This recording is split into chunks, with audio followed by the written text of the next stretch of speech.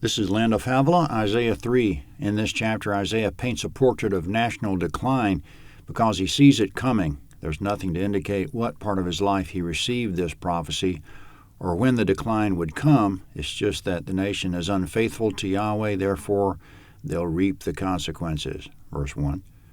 For behold, the Lord Yahweh of armies takes away from Jerusalem and from Judah supply and support, the whole supply of bread and the whole supply of water, the mighty man, the man of war, the judge, the prophet, the diviner, the elder, the captain of 50, the honorable man, the counselor, the skilled craftsman, and the clever enchanter.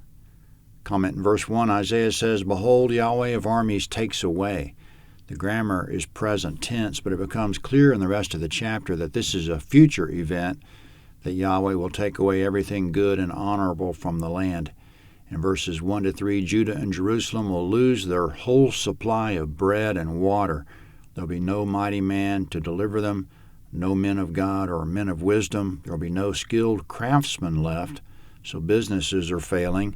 The military's failing, the leadership is failing, and the last thing, there'll be no clever enchanter, also translated eloquent orator, which makes more sense in the context of verses 1 to 3, that Yahweh's taking away all that's good and helpful.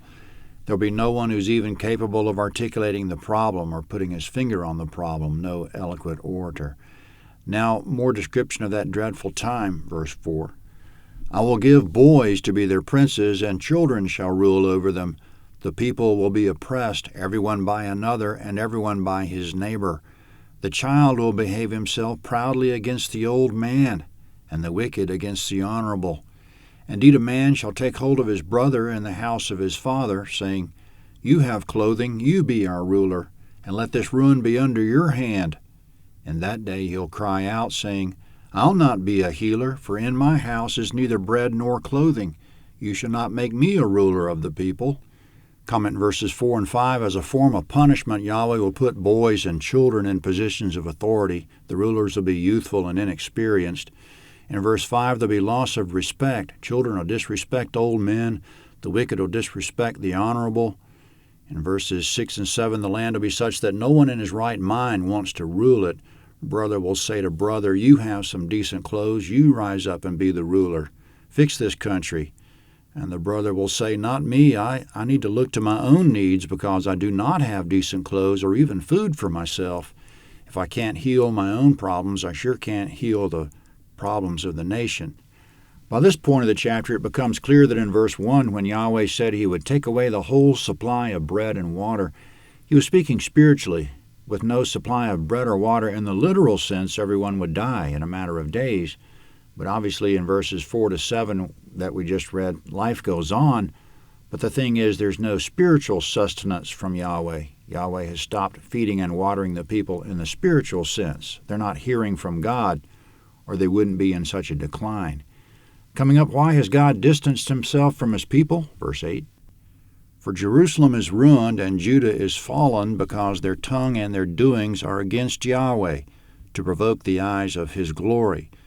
The look of their faces testify against them. They parade their sin like Sodom. They don't hide it.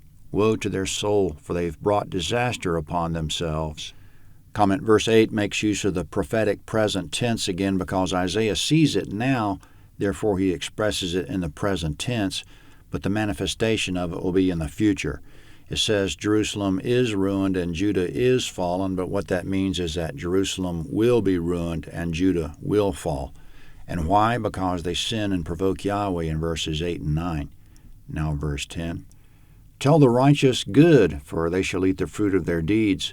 Woe to the wicked, disaster is upon them, for the deeds of his hands will be paid back to him. Comment, Isaiah says, good for the righteous, they'll be fine. The decline won't affect them as much, but woe to the wicked, they'll have disaster. Everyone's deeds will come home to roost, good or bad. Now more characteristics of that coming time, verse 12. As for my people, children are their oppressors, and women rule over them. My people, those who lead you, cause you to err, and destroy the way of your paths. Yahweh stands up to contend and stands to judge the peoples. Comment in verse 12, children are their oppressors, which is that their leaders will be young and immature males, as was stated earlier in verse 4. And women rule over the land in verse 12, so women in leadership is another sign of decline, not that the women who step up to lead are doing anything wrong, but that Yahweh has removed mature men of stature from the land, as he said in verses 2 and 3, and there's no interest among males to lead, as in verse 7. Now more about the decline and why it's coming, verse 14. Yahweh will enter into judgment with the elders of his people and their leaders. It's you who've eaten up the vineyard. The plunder of the poor is in your houses. What do you mean that you crush my people and grind the face of the poor, says the Lord, Yahweh of armies. Comment in verses 14 and 15, the elders and leaders crush the people and grind the face of the poor. The government is oppressive. There's either forced labor or excessive taxation. Yahweh isn't pleased. Now, a 9-verse section that the women of the land are provoking Yahweh with their seduction, enticement, charm, flirting, and glamour, all of it a sign of their arrogance. Verse 16. Moreover, Yahweh said, because the daughters of Zion are arrogant and walk with outstretched necks and flirting eyes, walking to trip as they go, jiggling ornaments on their feet. Therefore the Lord brings sores on the crown of the head of the women of Zion, and Yahweh will make their scalps bald. In that day the Lord will take away the beauty of their anklets, the headbands, the crescent necklaces, the earrings, the bracelets, the veils, the headdresses, the ankle chains, the sashes, the perfume containers, the charms, the signet rings, the nose rings, the fine robes, the capes, the cloaks, the purses, the hand mirrors, the fine linen garments, the tiaras, and the shawls.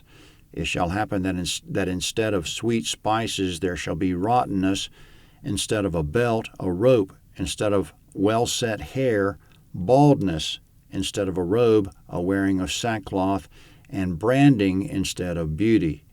Comment in verses 16 to 24, the Lord will put a stop to all that flirtatious and arrogant nonsense. In verse 16, the women are walking to trip as they go, also translated, they walk with mincing steps. They walk seductively. And there are all the seductive jewelry items, clothing accessories, perfumes, mirrors, and hairdos. Yahweh's not having any of it. He'll put a stop to it. And verse 25, your men shall fall by the sword, and your mighty in the war. Her gates shall lament and mourn, and she shall be desolate and sit on the ground. Comment, the city gates were natural meeting places. There were people coming and going, hearing the news, socializing, and so forth. So when it says her gates shall lament and mourn, it means everyone in the gates will lament and mourn the condition of the country. It'll be the sad topic of discussion. It's amazing how much all this applies to modern times, that we've had immature and feckless leaders, so much disrespect everywhere, so few voices of wisdom, such focus on sexuality and allurement, economic decline, military decline, and political decline. So God deliver us from all that. Isaiah 4 is next.